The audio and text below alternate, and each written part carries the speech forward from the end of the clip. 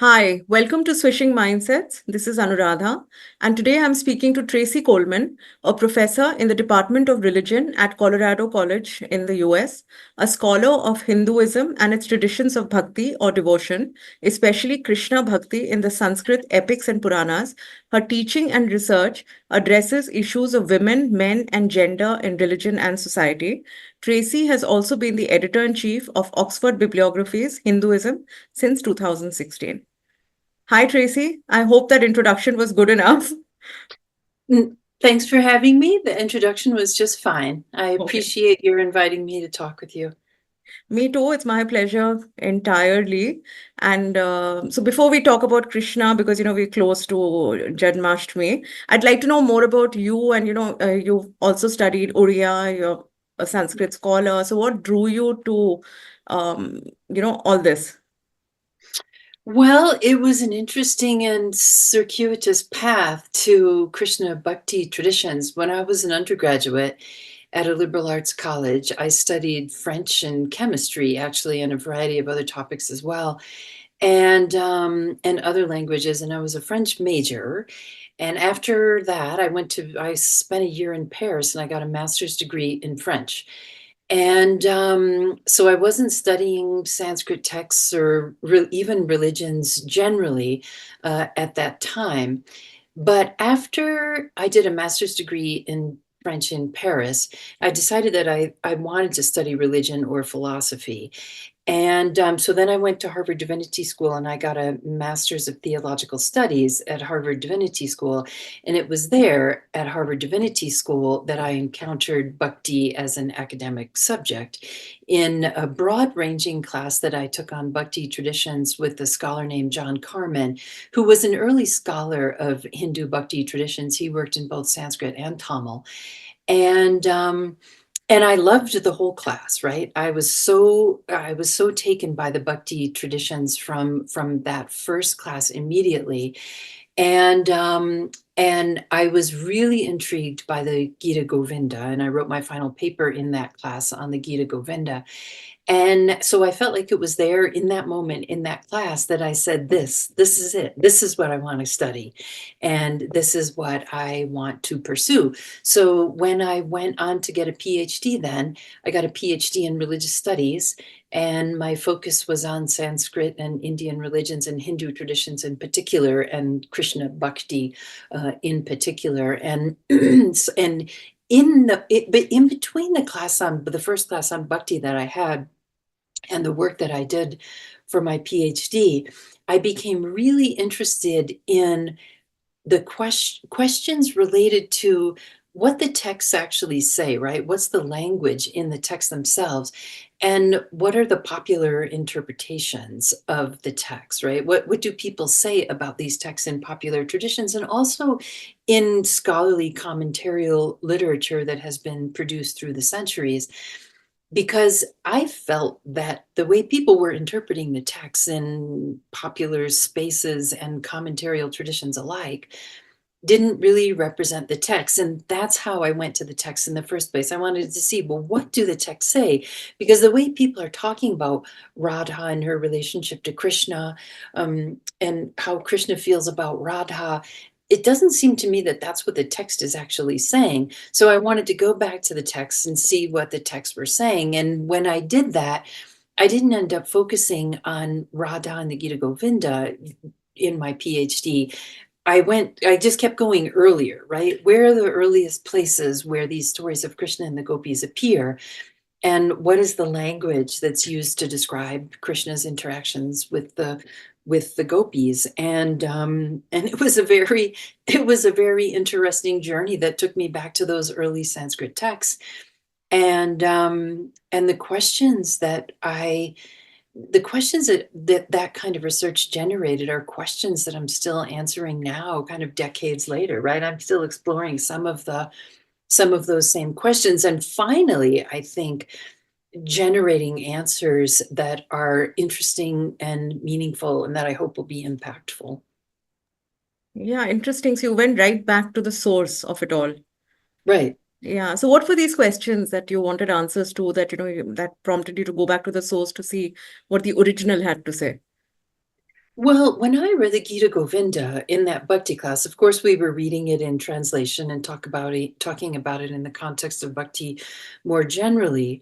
But it seemed to me that Radha loved Krishna and Krishna loved Radha. And it seemed to me that there was real desire and passion and longing and pain that was mutual in that relationship, right? That this was depicting a really intense and passionate love affair, and that the feelings were mutual. But when people described Radha and associated her with the gopis and talked about Radha and the gopis' love for Krishna, they talked about it as a selfless love that's all about pleasing Krishna and serving Krishna, and that wasn't about desire, right? That it wasn't kama, it was prema. So I had to do some philological work on these terms and what they mean, and how they were being interpreted and used in this context and why. But that they didn't want anything from Krishna in return. They only wanted to serve Krishna. They only wanted to give selflessly towards Krishna. And I thought to myself, it doesn't seem like Radha in the Gita Govinda by Jayadeva, right? Not at all. In fact, she's bold, she's demanding, she's jealous, she's angry, and she wants Krishna to love her exclusively. And she doesn't want him to be off frolicking with all the other gopis. And it seemed to me that she was feeling desire and that he's feeling desire for her as well. So that's what I wanted to see. Is this a kind of mutual relationship, a passionate mutual relationship, or is it all about some kind of selfless service that the gopis and Radha feel for Krishna, and they're not asking him for anything in return. They just want to give to him. And what I discovered is that with respect to the gopis in the in the Harivamsa, sort of the earliest depiction of the Rasa Leela episode, and in the Bhagavata Purana as well, the gopis do feel kama for Krishna, and he responds to that kama, right? And in the Gita Govinda, likewise, which I came back to much later in order to write that piece for the Oxford volume, on Radha, I came back to the study of Radha after a long time away, and it was really interesting to do so, because the mutuality of the relationship struck me as even more astonishing, really. Krishna feels kama for Radha in the Gita Govinda. Krishna feels pain. Krishna suffers in separation from Radha. So there's viraha-bhakti there for sure. But there's viraha-bhakti on, well, the term bhakti is not really important in the Gita Govinda, which is interesting. But there's love in It's a very separation. sensuous poem, yeah, the Gita Govinda. It's a very Very sensuous sensuous. composition, yeah. And they both suffer in separation from each other. And Krishna suffers in separation from Radha. And Krishna loves Radha with kama and prema, and he longs for Radha. So is a very interesting depiction of Krishna that Jayadeva certainly conceptualizes Krishna as the supreme God.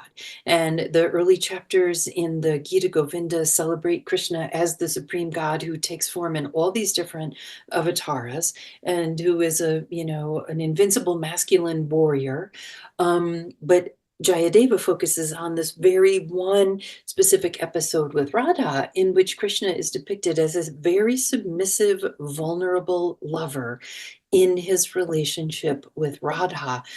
So the contrast in all these different kinds of masculinity, all these different positions of masculinity that Krishna occupies, they're all there represented in the Gita Govinda, but Jayadeva is really focusing on the desirous lover, Krishna, who is the lover and beloved of Radha, who desires Radha, who suffers in separation from Radha. And it's quite remarkable. And Radha, of course, powerful in the Gita Govinda, right? She's demanding, she's powerful. She wants Krishna to love her, and she wants him to love her exclusively.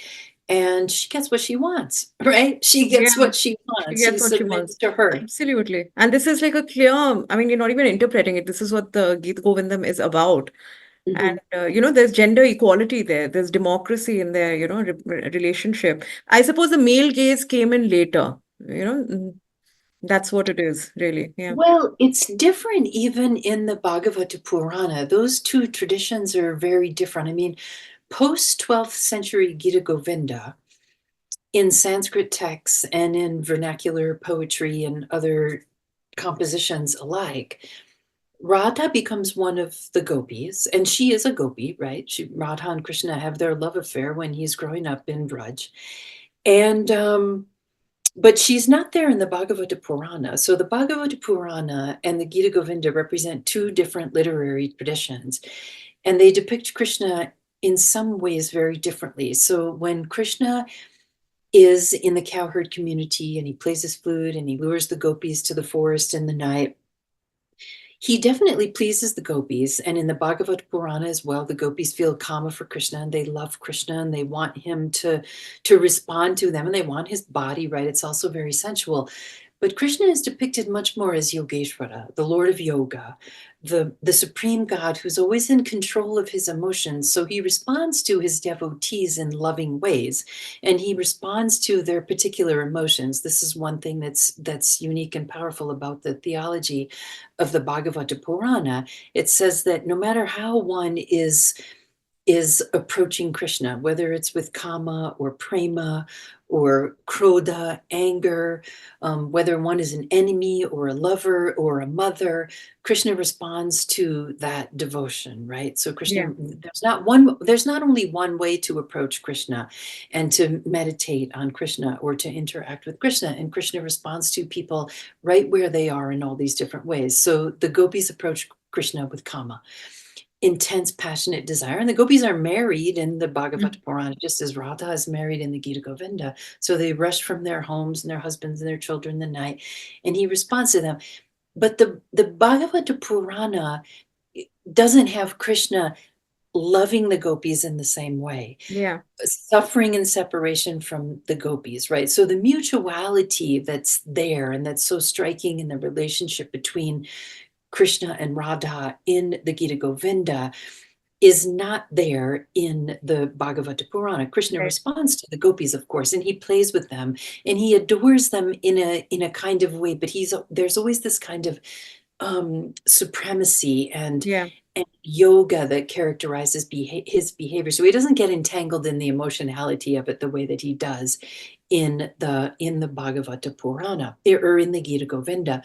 But eventually those traditions merge and Radha becomes conceptualized as one of the gopis, and she appears even in artistic depictions of the Rasa Leela that are based on the Bhagavata Purana, even though she's not there in the Bhagavata Purana.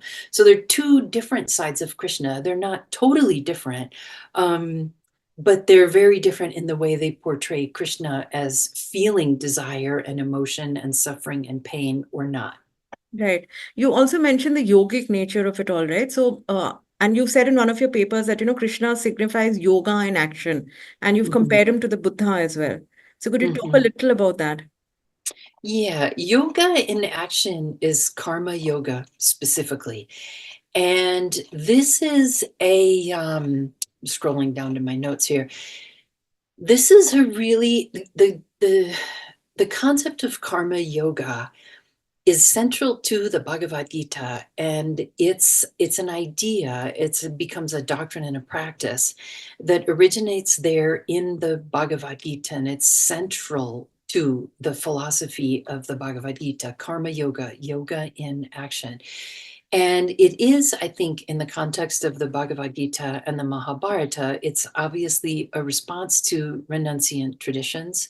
So it's a response to the Buddha, who was a renouncer, and it's a response to other ascetic teachers in that time period, in the milieu in which the Mahabharata and the Ramayana also were produced. And it is a conceptualization of yoga that is opposed to renunciation. So the Buddha was born a prince, right? His father expected him to become the heir to the throne. He had a wife and a son and a harem of women. He was a kshatriya, etc. But he renounced all that. He renounced his kingdom. He renounced his family. And his renunciation of his father, his kingdom, his wife, his son, all of his social responsibilities and his familial responsibilities is central to the Buddha's biography and central to the Buddhist teaching, which is called Dharma. And Dharma, in the Buddhist conceptualization of things, becomes the path to moksha, liberation from samsara.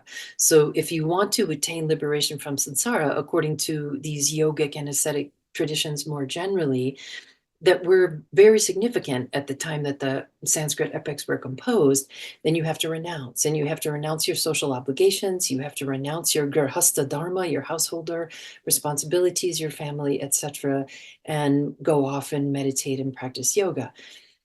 The Ramayana and the Mahabharata are telling people, no, you can't just renounce your social responsibilities, right?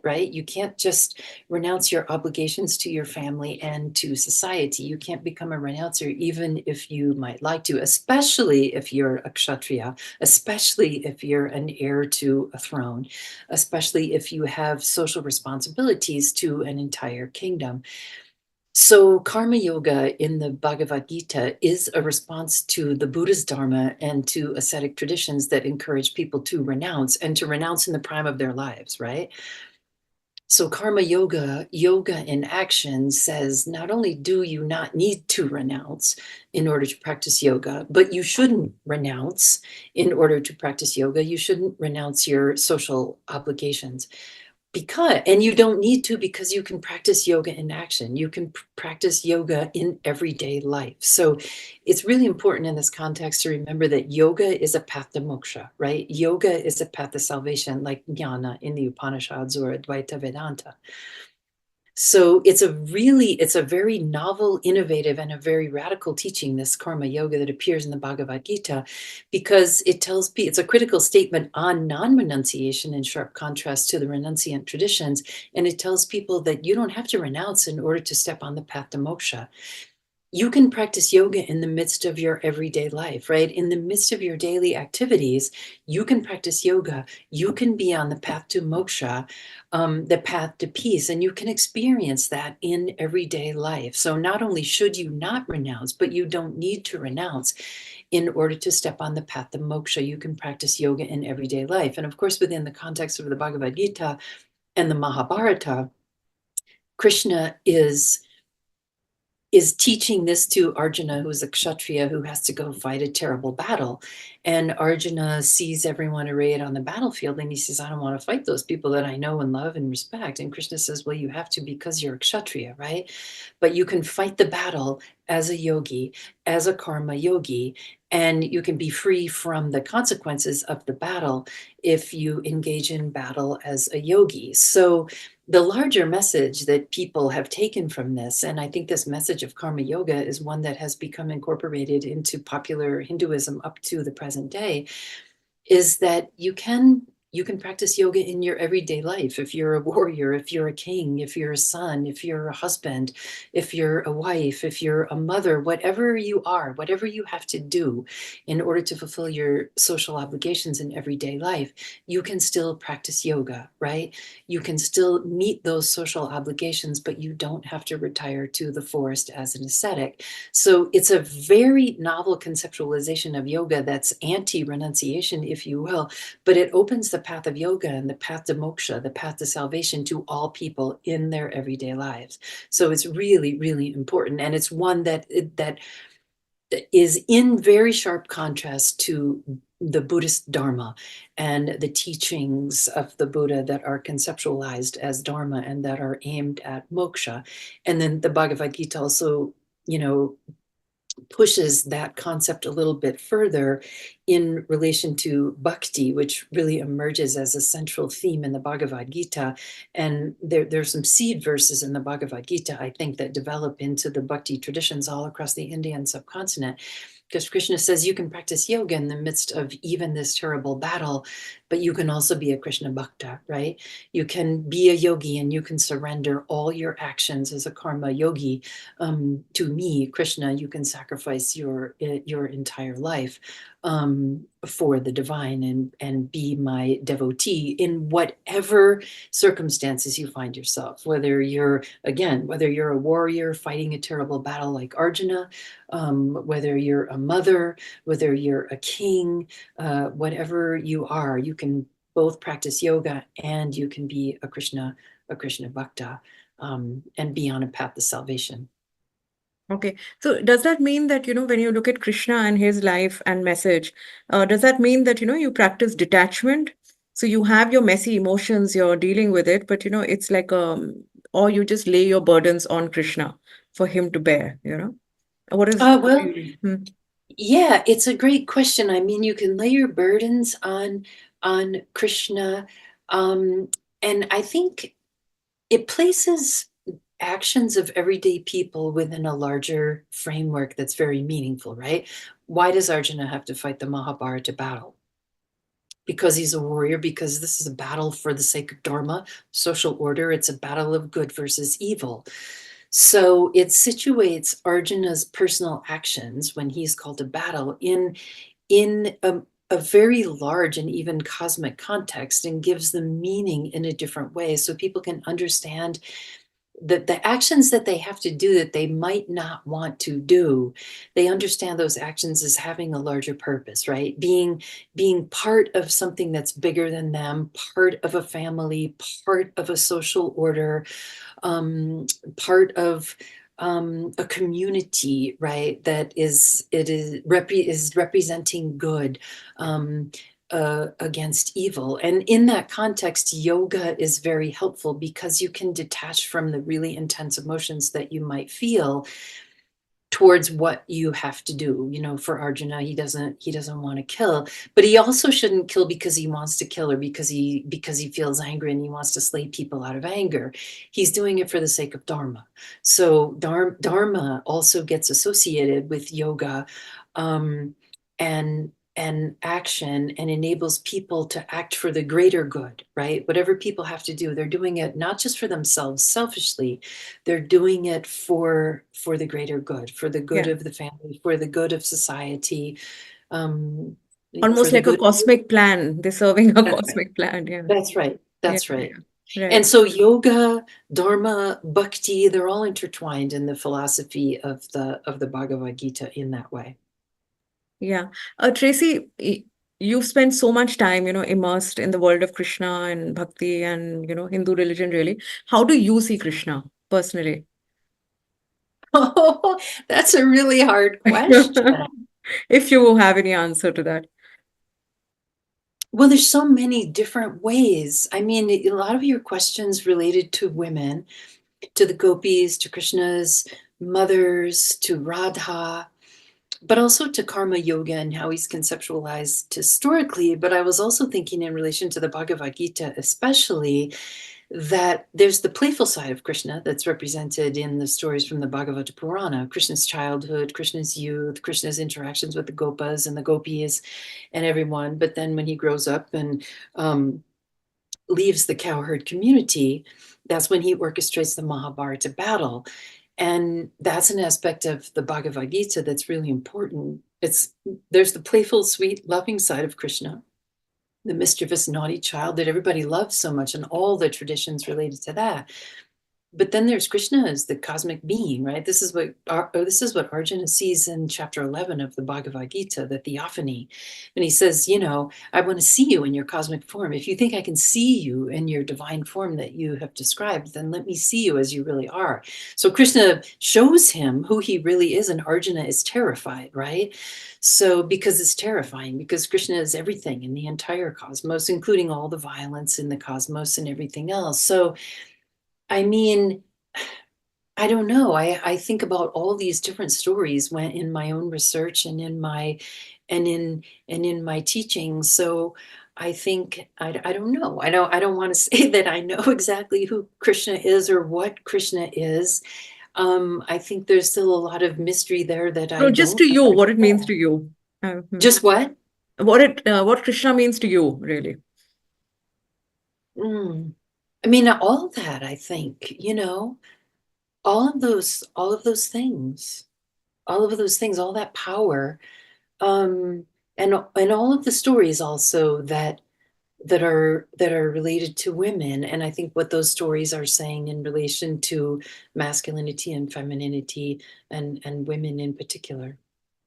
Yes, because he embraces both masculinity and femininity. So it's, Hmm. yeah, Hmm. true. So tell me, we were talking about Krishna's childhood as well.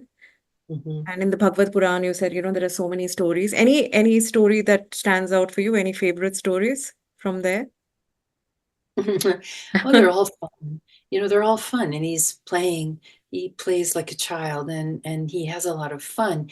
And I think you asked about his very human connection with his mothers, and this is Yeah. something that I'd like to pursue more later in my own research Yeah, because you if I mentioned it in passing in one of your papers, I remember. Yeah. yeah. Hmm. Yeah.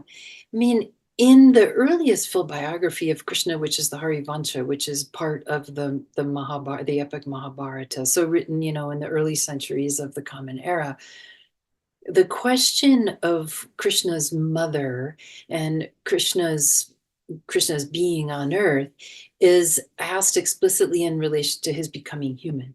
So when Janamejaya is asking Vaishampayana to relate all the stories of Krishna and the Pandavas and everything that Krishna did when he was human, Janamajaya's question is about Krishna's becoming human. Why did he become human? He's the supreme God. He's the cosmic power. He's the creator of everything in the entire cosmos and the destroyer, the supreme discus wielder, etc. Why does he become human? How could he possibly become human? And why would he become human and descend to this place where there's so much pain and suffering and grief, etc.? Why would he become human? And in asking these questions about Krishna becoming human, he's emphasizing that he enters into the womb of his mother, right? And there is actually there's some the narrative describes kind of the biology of conception as people understood it at that time, and they clearly understood something about the different fluids and embryos and things like that. So in that earliest text, I think there's really an emphasis on the idea that Krishna becomes a flesh and blood human, right? That the supreme God Vishnu, when he becomes an avatara and enters onto the world stage, he becomes fully human, and he is conceived, I think, in the normal way that everybody else is conceived, and he's gestated in the uterus in the same way that all other human beings are created and born. And Janamejaya is emphasizing this, right? How could he enter into the womb of an earthly woman, and why on earth would he become human? And there's an emphasis on his humanity, and I think historically that occurs because when we think about the text historically and why that text is being produced in that particular time is because the Buddha and other ascetic teachers who were really powerful were human beings, right? And they were human beings, but they were also conceptualized as more than human, superhuman, even superior to gods, because they could attain liberation from samsara. So the idea that the divine becomes human in the Sanskrit texts that are produced by Brahmanical intellectuals emphasize anew this idea of God becoming human. So his relationship with with his biological mother, is really important, I think, in the Harivamsa. It's an important aspect, it's a critical aspect of his becoming human. In later texts, and in traditions, this is something that I'd like to study, that the biological aspect of Krishna's conception and birth disappears. And even in the Bhagavata Purana, it seems like there's more of a mind-born conception, right? That Vasudeva somehow implants Krishna in Devaki in a mind sort of way, a mental way or a spiritual way. And then he's born with all his divine implements and four arms and things like that. So the biological aspect of Krishna that is part of his humanity disappears and sometimes gets explicitly written out of the tradition later. But I think it's there in the Harivamsa, and even in the later texts that kind of spiritualize his conception and his birth, they still celebrate his relationship with his mother, with his foster mother Yashoda, with all the other gopi mothers in Vraj where he grows up, and he has a really intimate relationship with those women. It's an aspect of his divinity that's really important, the intimacy that he has not only with women, also with the gopas and the gopis and with Arjuna and other people, but he has a special intimacy, I think, with women, including his mothers, but also the gopis as lovers, and also Radha as a lover, and his wives as well. Later in, I don't think his wives get enough attention, and I'm working on that in a book that I'm currently working on too. He has a very intimate and loving relationship with his wives, and that's an Yeah, aspect of you've talked about Krishna. Rukmini. Yeah, you've mentioned Mhm, Rukmini in mhm, one of your papers. Yeah. mhm. Mm. Yeah, it's his relationships with women, positive relationships with Yeah, yeah. women, affirming relationships with women. It's a central aspect of Krishna's character, and it begins with his mothers, and it carries on through his, through his lovers and his wives. But it's there when he interacts with people like Draupadi and Gandhari in the Mahabharata as well. Yeah, and the women seem to have a right over him. As you've pointed out, he's not a distant figure.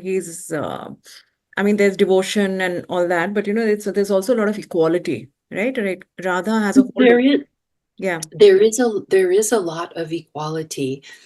Um, when you asked about whether can Krishna be a symbol for women's empowerment? And I think that the texts are very much symbolic of women's empowerment in yeah, relation to Krishna. Not in the sense of total liberation from gender norms and social obligations, right? It's always important to remember that the Sanskrit texts portray Krishna as an exemplar of Dharma. Um, Kshatriya Dharma, right? He's a warrior. He's the supreme god. He's a warrior. He's a prince. And Grihastha Dharma as well. So householder Dharma. And all of this is in response again to the renunciant traditions that had people renouncing their families. So women are obviously implicated in that householder framework as well. And there is some gender hierarchy in that householder framework, even in the Krishna stories as well. But that's partly because he's depicted as the supreme god, right? yeah. Even in his relationships with his wife. So I don't want to say that there's no hierarchy there at all, or there's a total reversal of the hierarchies. And there is still a somewhat socially conservative aspect to his empowerment of women within the framework of Dharma Shastra. But as an exemplar of Dharma and as a heroic masculine savior who is also the supreme god, I think Krishna traditions, Krishna's stories in these Sanskrit texts present an alternative model of masculinity that's different from Buddhist traditions, that's different from Ramayana traditions. And I think this is a deliberate construction of a different model of masculinity. And this is something that I have just recently seen, the consistency in that depiction of Krishna as a lover of women, as a god who respects women no matter how they treat him, right? It took me a long time to see this. And now I think it's one of the most significant things that I've actually seen in the text, and I want to talk more about it. But in different texts from different time periods that portray Krishna very differently, that aspect of the model is consistent. Krishna loves and respects women, all women, no matter how they might treat him, right? He loves them just as they are. So, I mean, another way of looking at it, and I was just thinking about this in response to your question when I was kind of jotting some ideas down in advance. The text depict him as recognizing women in various positionalities, right? Various circumstances and all the various positionalities that real women um, might occupy. So women of different ages, women of different socioeconomic statuses, women of different marital statuses, women of different classes or varna, jatis. He sees them all as they are, and he recognizes them and he validates them in all those positionalities. He sees their different circumstances. He sees their different emotions, including anger, sorrow, desire, etc. And he responds to those emotions, right? He doesn't try to fit them into one singular box and say, as a woman, you have to behave in this particular way. No, the gopis love him with kama, and they say, please give us your body. And he does it, right? And his wives interact with him in different ways. And Gandhari is so angry at him that she curses him to die. And he says, well, you're right. I mean, eventually your curse is going to come true and I'm going to die, just as you say. So he legitimates women having a variety of different emotions, even very bold emotions, even negative emotions that are directed against him. So I feel like he sees women and treats them as fully human. He validates them in all their different circumstances. And in doing that, he enables them to thrive as women in all those different positionalities, right? Without punishing them.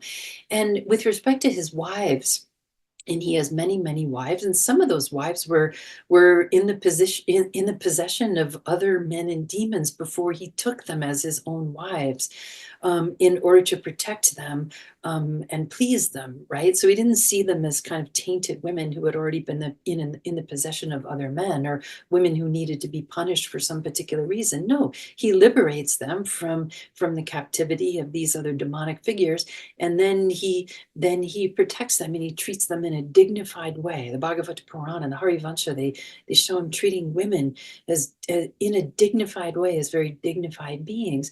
And he loves all of his wives, and he pleases all of his wives in every way, and he fulfills all their desires, and he never leaves them, right? He is absolutely their protector, which is one of the obligations of a husband from the classical Sanskrit text, from the Dharma Shastra text, right? Women have certain obligations in their marital relationships, and men also have certain obligations in relation to their wives. And Krishna fulfills those obligations. He treats women well, and he does no harm to them, right? I can't think of a text where Krishna is doing violence towards women, even when women are angry at him, even when women curse him. Like Draupadi gets angry at Krishna, and Gandhari gets angry at Krishna. And public women, there's the episode in the Harivamsa that I talked about in that most recent paper that I sent to you, where the woman who has a crooked spine, so she has some kind of a physical disability, but she's tasked with the job of bringing oils, body oils and things to the king, right, to the royal palace. And she encounters Krishna and Balarama after they have left Vraj, and she encounters them on the street because she's a working woman, so she encounters them in public. And Krishna and Balarama say, what do you have there? We need some body oils because we're all dusty, and we need to anoint our bodies. So she gives them, instead of refusing them and saying, no, these are oils meant for the king and only the king, she gives them the body oils, and then their bodies they look all beautiful after they're anointed with these really sweet smelling oils. And the woman, she says, you boys are pretty handsome, why don't you hang out with me for a while? And she basically propositions Krishna in public. And Krishna takes that all in stride, right? Krishna and Balarama, they take that all in stride. They laugh it off. And then Krishna heals the woman, even though she's propositioning him sexually, basically saying, why don't you stay here with me for a while, you handsome young man? And so instead of punishing her for being, bold and aggressive and sexually aggressive right there in a public space, Krishna heals her, right? He heals her. He makes her spine straight. He makes her beautiful. And so she can carry on with her work, that is her dharma, and Krishna and Balarama carry on their way, and then they go and slay Kansa. So he encounters women in all these different positions, but he never does violence to them. Even when they act boldly in ways that are characteristically unfeminine, right? When you're thinking about the idealized feminine that is there in the Sanskrit epics, even when women are not acting in those idealized feminine ways, women who are strong and outspoken, women who are aggressive, women who are in public, and acting boldly in public, Krishna interacts with these women as if they are people too, and he respects them. He responds to them. He doesn't punish them. He doesn't do any violence towards them. He may not always give them exactly what they want in the moment, but he certainly doesn't punish them, and he doesn't do any violence towards them. So I think the stories hold enormous potential for social transformation and for empowering women, because I think that Krishna, and I do think this is deliberate in the text, I think that Krishna represents a model of masculinity that's not threatened by women, a model of masculinity that's not premised on the idea that women are the most dangerous other, right? That women are threatening to masculinity, the most dangerous threat to masculinity. So Krishna can be masculine and feminine. Jayadeva can celebrate Krishna as the invincible masculine warrior and the submissive, vulnerable lover, right? Because femininity is not a threat to Krishna's masculinity. He can occupy all those different positionalities as a masculine figure, and he can respect and enjoy women who occupy a variety of positionalities and who embody and perform femininity in a variety of different ways, right? So women, he can enjoy women and he can respect women, and in that model of masculinity that doesn't conceptualize women as like the most dangerous threat to masculinity, that's why he can enjoy women, right? That's why he can enjoy and respect women in all these different ways, in very sharp contrast to other conceptualizations of masculinity that we might not mention by name here, where women represent a dangerous threat to the power and prestige and purity of the men in question. And these are, there are models in Buddhism and there are models in Hinduism as well. And when women represent the most dangerous other and the most dangerous threat to men, then those are models of masculinity that demand certain behaviors of women. They're models of masculinity that justify controlling women, policing women. They're models of masculinity that justify violence towards women. Krishna traditions don't justify violence towards women, right? I mean, Krishna is violent towards the female demonic figures who come to Vraj with the purpose of destroying him and destroying anybody else in Vraj that they might have to destroy. So, but even then, like even Putana, for example, who comes to kill Krishna disguised as a mother, she still attains salvation, right? But she is like ontologically demonic. And she's there with the purpose of killing him and killing anybody else who might be there. So when he kills her because of what her larger purpose is in the larger scheme of things. But human women, his wives, the gopis, his mothers, public women he encounters on the streets, Gandhari, Draupadi, no. So I think so he's empowering to women as a different model of masculinity, a model of masculinity that respects and celebrates women for who they are and enables women to be different, right? Women aren't just one particular thing. Women are all different, and that's the way they're born, and that's the way they are in the world. And they have the right to be different because that's who they are. And Krishna recognizes them in all those different positionalities, and he loves them. I think that message of Krishna respecting and loving women and responding to them in ways that are respectful and compassionate is a consistent theme in all of the texts that I have seen. Yeah, I love what you said that, we accept women for what they are and as people. So there's no Yeah. one way. The women don't have to be perfect. They're all individual. Somebody can be jealous, they can be angry all at the same time. So it's That's right. wonderful. It's a model of masculinity which is relevant even today. Very It is relevant even today. Yeah. So if this podcast is being produced for the occasion of Janmashtami in 2024, Yeah. then we should celebrate the birth of Krishna as the birth of a different model of masculinity that is in fact respectful of women and also potentially socially transformative in empowering women. By shifting the male gaze, if you will, by Yes. shifting what it means to be a masculine figure and even a hyper masculine figure. We can talk about Krishna as a hyper masculine Yes. warrior savior figure, right?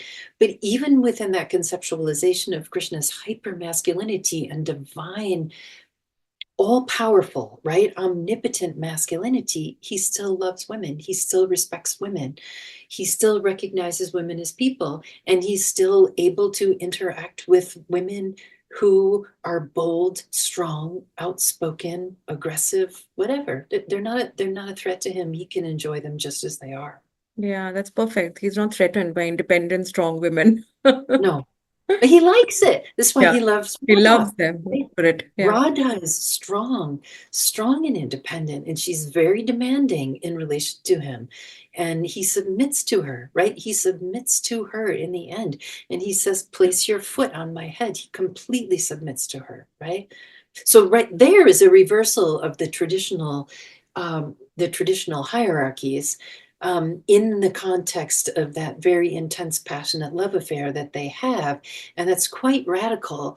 But in the context, the wider context of the Krishna stories throughout the millennia, or at least throughout the centuries, I don't know if I can talk about all the millennia, but throughout the centuries, it's not exceptional. That particular episode that Jayadeva dramatizes may be somewhat exceptional in the radical reversal there when Krishna says, you know, place your foot on my head, right? And he submits completely to Radha and gives her total power over him. That might be exceptional in relation to many of the stories, but it also fits within that larger context of Krishna's relationships with women as well. Men are a different story. Yeah. Men, you know, men, he has no problem slaying men and Yeah. demons and men who who are strong and outspoken, who criticize him, who might quote unquote threaten him. The men don't really threaten him either, because of course he always has power over them. But he's only patient with them to a certain degree before he uses one of his weapons to you know, end their lives. Yeah. But no violence towards women.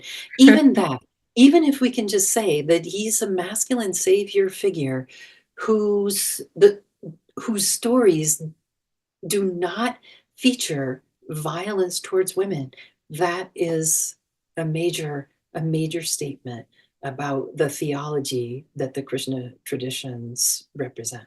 Yeah. And one more thing that we were talking about earlier, that, he's a playful God, but he's a Playful. God, so it Yeah. kind of goes very well together, hand in hand. Yeah. Well, they do go together.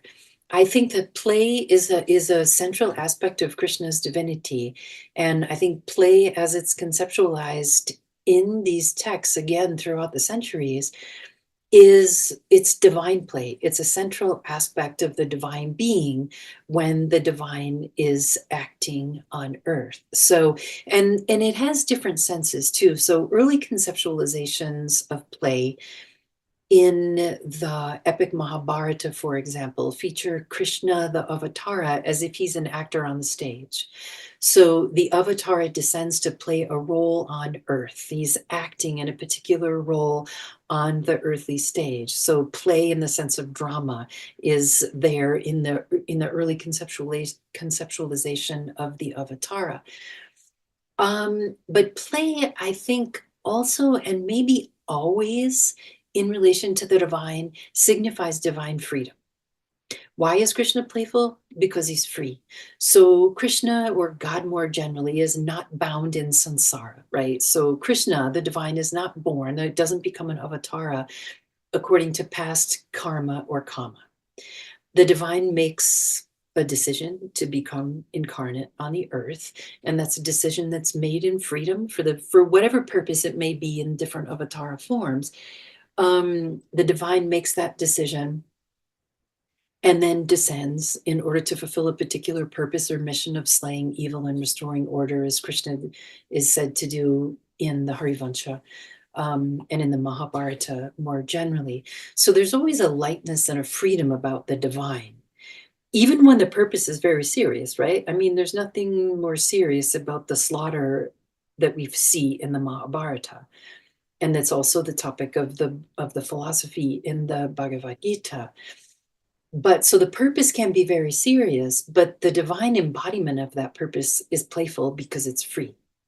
So Krishna, so that freedom, that divine freedom, is what enables the play in all the different senses, whether as an actor on the stage or a playful, naughty, mischievous child in all the later Leela traditions, in which Krishna, as a baby and a toddler, is playing tricks on Yashoda, playing tricks on the gopis and the gopas, and he's just playing the way children play, right? Play comes from divine freedom, even when there's a very specific and serious purpose that's being fulfilled by his descent or his incarnation. And I would also say that play is something that characterizes his intimate relationships with people, especially when he's growing up in Vraj. So his intimate relationships with his mothers and with all the gopis is very playful. His intimate relationship with the gopas when they're out in the forest grazing the cows, playing the flute, hunting, swimming, whatever they might be doing, that playful nature comes from his divine freedom, which is also associated with his fearlessness, right? Because he's divine, he's fearless, and he doesn't have to be afraid. Everything can just be fun and playful for him. And his playful nature, especially as it's depicted in the stories of the Bhagavata Purana that are so popular and that become the source for so many other traditions, dramatic traditions and stories, artistic traditions, etc., up to the present day. That playful child, that the playfulness is part of what makes him so lovable and approachable. And so the playful aspect of Krishna is also a means of inspiring bhakti because it makes him approachable, it makes him lovable, it enables intimacy with all the people that he interacts with. So it's a central aspect of bhakti traditions as well. And of course, it's central in contemporary, performance traditions of the Krishna Leela, etc. It humanizes Krishna. There's something, it's interesting and somewhat ironic too, because that playfulness, especially Krishna as a child and an adolescent, really humanizes Krishna. But I would argue that the play at its heart is an aspect of his divinity. It's divine freedom. It's Yeah. his It's like freedom. surrender, really. Yeah. For surrender for him or surrender for For others? us as well. I mean, you can For surrender us to as well. it. Right. Yeah. Right. Mhm. Exactly. Yeah. Yeah, beautifully put.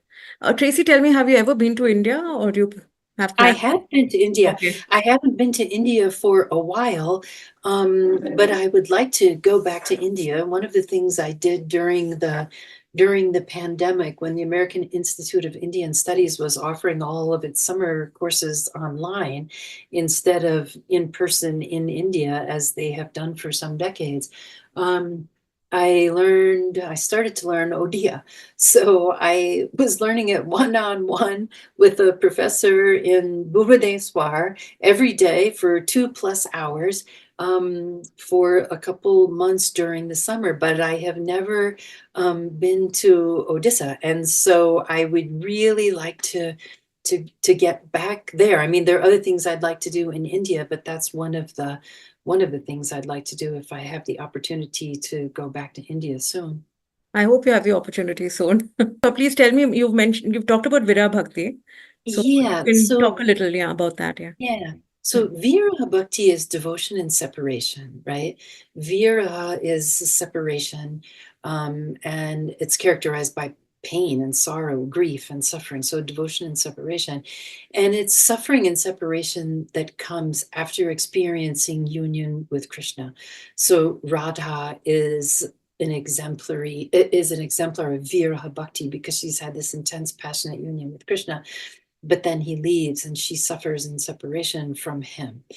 And the gopis as well suffer in separation from Krishna. So it's an excruciating kind of pain in separation from Krishna that is embodied mostly by Krishna's lovers, but not only Krishna's lovers, because others who have intimacy with Krishna suffer in separation from him as well. But it's a test of true bhakti, to remain devoted even in separation, right? When the beloved disappears, you remain devoted to the beloved. But I think in the love story of Radha and Krishna and the viraha bhakti that's represented there is also a way of portraying a union with Brahman, because Krishna is Brahman, right? So the performance traditions of that love story are all about conceptualizing Krishna as Brahman, simultaneously conceptualizing Krishna as a human being who's the lover of Radha. So viraha-bhakti is a way of dramatizing union with Krishna, who is Brahman, and the disillusion of the ego in the universal divine, and then the pain and suffering that one experiences in individuality, again, when after uniting with Krishna, and then feeling separate, right? Feeling individual again, feeling separate from Krishna. So the cosmic vision of Krishna, the dancing in the Rasa Leela, the bliss of union with Krishna, and then the crushing suffering in separation from Krishna, the loss and the longing that one feels, that Radha feels, that the gopis feel, waiting for him to return, and he never does. You know, that is viraha-bhakti, and it's dramatized one way in a love story. But I think if one thinks about Krishna as Brahman, right? Krishna is everything in the entire cosmos, then it's also a way of dramatizing the human condition more generally, and the pain that we feel in our condition of individuality as a result of having our separate egos. And I think it's a message that Jayadeva communicates in the Gita Govinda, that in the Kali Yuga, right? I talked about this a little in that essay that I wrote on Radha for the Oxford volume. In the Kali Yuga, when Krishna is no longer here, according to the stories, everybody is separate from Krishna, right? So everybody is kind of in a condition of viraha-bhakti if they are Krishna bhaktas. And so one can contemplate the story of Radha and Krishna, and one can contemplate the Krishna Leela and all these different stories, and experience a kind of union with Krishna, even though Krishna is no longer here. So the stories, the performance traditions, dance, etc., all are a means to union with Krishna at a time when Krishna is no longer here, embodied, as Krishna on the earth. And so I think that there's much to be said about viraha and viraha-bhakti in relation to the Krishna stories, and in relation to these philosophies that hasn't been said. Whether or not I'll have time to write, more about viraha in the short life that I have, I don't know. But I think it's an interesting topic, and I think the love story, it's absolutely a love story, but it's also a religious love story. So its meaning is much more significant beyond the unique love story of Radha and Krishna, Absolutely. because What you said is a human condition, because we are separate from the divine, Mhm, right? mhm, That's, I mean, by virtue of being born and living an individual life, right? That's that's what it right. is. Yeah. That's right. Yeah. And, yoga is really all about that elimination of the ego, right? The eradication of the ego in order to eliminate suffering from one's life. But in the Hindu traditions that conceptualize yoga in that way, it's in the Bhagavad Gita, karma yoga is allied with bhakti. So practicing bhakti yoga is a way of uniting with Krishna, but it's a way that also requires the eradication of the ego, right?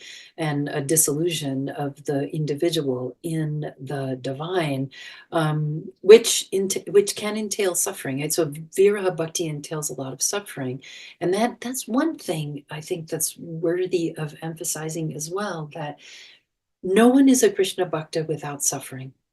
Radha suffers, the gopis suffer, Yashoda, Vasudeva, Devaki, Arjuna, they all suffer in relation to Krishna. They all have these very intense relationships with Krishna that represent different modes, different emotions, right? Different modes of devotion to Krishna, or moods, bhavas.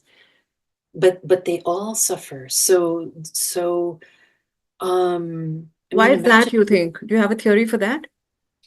Well, I mean, in part because Krishna is exists way beyond the individual. So if the gopis want Krishna to stay with them always and only them, and Radha wants to have Krishna all to herself, that's just never going to happen, because he has other duties to fulfill in his descent on earth, right? So he has to leave the gopis in order to go orchestrate the Mahabharata battle. But he's also more than just his individual body, right? Yeah. He's the cosmos. He's the cosmos. He's everything in Mm-hmm. the cosmos. So if one wants him always to be contained and accessible in some one finite form that is playful and intimate and lovable, that just won't happen. So you have to be willing to experience that passion and intimacy with Krishna, I think. But you also have to be willing to let it go, and also let yourself go, and let Mm. all your own individual desires for that go, in order to experience Krishna as something bigger. So the stories of Krishna leaving to fulfill some larger purpose, some larger mission, I think represent that the cosmic nature of Krishna as well, and the possibility that the human being can also overcome, um, their own egos and unite with something that's much bigger than Mm. themselves, that is Yeah. the divine Krishna in his cosmic form. But even that entails suffering. I mean, look what happens to Arjuna when he sees the cosmic form of Krishna in the theophany in chapter 11 of the Bhagavad Gita. It's terrifying. The divine in all its cosmic, glory and reality is infinite and encompasses everything and is terrifying. Um, so the suffering, I think, is somehow encompassed by the divine reality, which is bigger, um, and more mysterious than we can really ever understand or hold, right? Possess, Yeah. contain. Can never completely hold and possess Krishna forever in exactly the way we might want to. Even Radha, right? When Krishna says, "Put your foot on my head," she might do that, and he might submit to her, and she might possess him in this wondrous way, that nobody else can, but she can't hold him in exactly that moment, that blissful moment when he surrenders to her completely forever, because she just can't, because that's not the nature, that's not the ultimate nature of the divine. So she has to let that go as well. Yeah, that's beautiful. So, what does that show us really about the larger purpose of life? Is there anything? Well, I think the theological, there are different messages. There's certainly, like in the Bhagavad Gita, in which that divine vision is so important. Krishna is telling Arjuna, you have obligations, right? You have social obligations, familial obligations that you have to fulfill, no matter how terrible they might seem.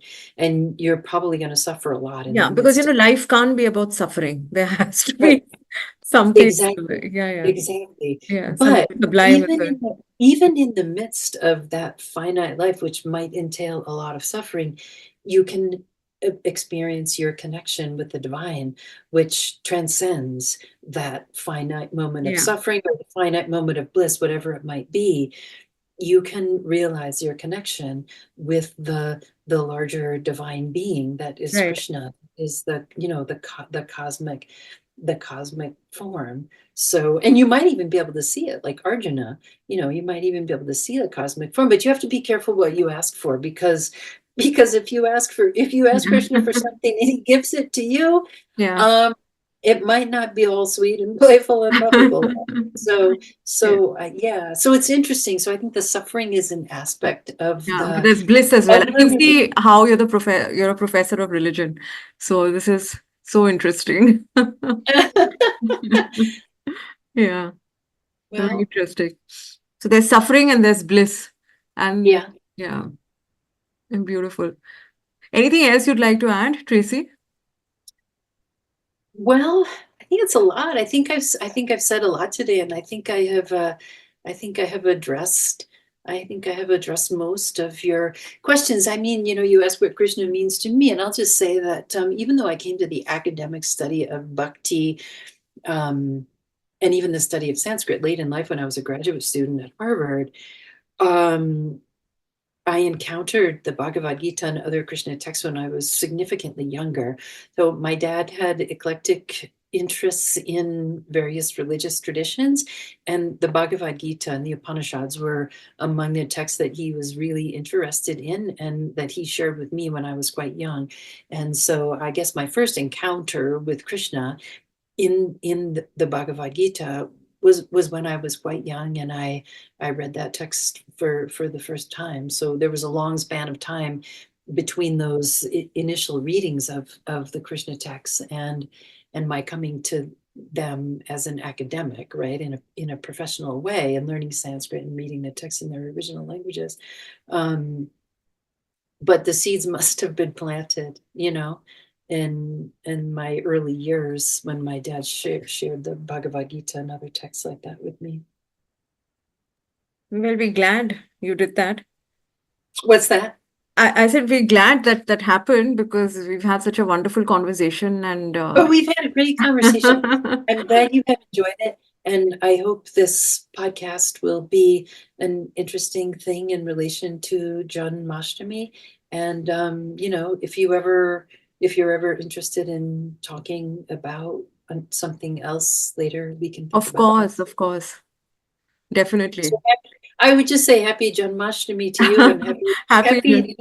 happy Janmashtami to everyone, and happy Janmashtami to women, Yes. because Krishna is, I Mm. think, a divinity, a deity, who supports women, who loves women, and who supports women. And those are aspects of the story that we need to emphasize more in order to bring those aspects of Krishna's divinity into everyday life more and more. Absolutely. Happy Janmashtami to you too, and thank you for doing this.